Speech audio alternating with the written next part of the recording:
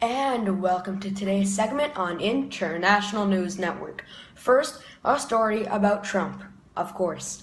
The Trump administration wants to combine two standalone education and labor departments into a new cabinet-level agency, the Department of Education and the Workforce.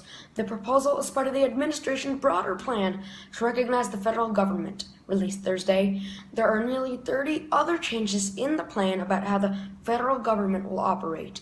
Despite the fanfare, the plan is just that, a plan, and likely to go nowhere in Congress, which has the sole authority to create, eliminate, and recognize federal agencies.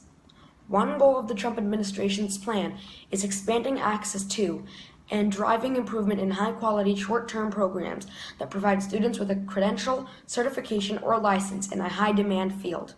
And whether that works or not depends heavily on how the federal government enforces the definition of quality.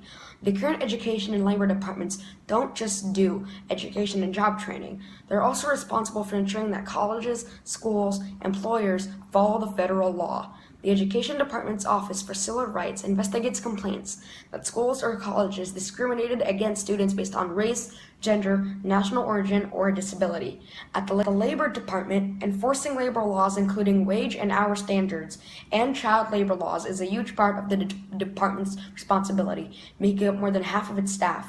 The Trump proposal will combine those enforcement functions to enhance the efficiency and coordination of enforcement. But investigating whether a school district discriminated against a student with a disability doesn't necessarily have much in common with determining whether employers are forcing their workers to work unpaid overtime, and it's not clear whether this would lead to more efficient enforcement or just less enforcement altogether. That will depend on the details, and have never been the Trump administration's forte. Coco, the talking gorilla who captured world headlines when she learned sign language, died Wednesday. She was 46. The famed Western lowland gorilla died in her sleep, according to officials at the Gorilla Foundation, a research center in Woodside, California. Coco lived since 1972, when she was only a year old.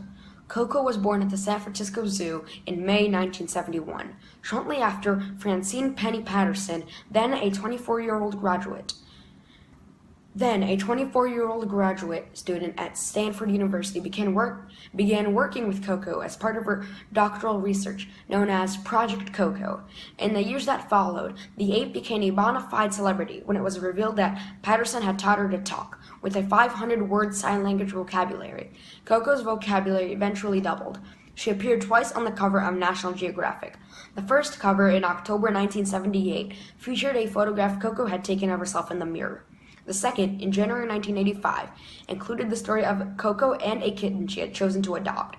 Patterson remained Coco's trainer throughout her life and worked with her almost daily. The 300-pound Coco could understand and use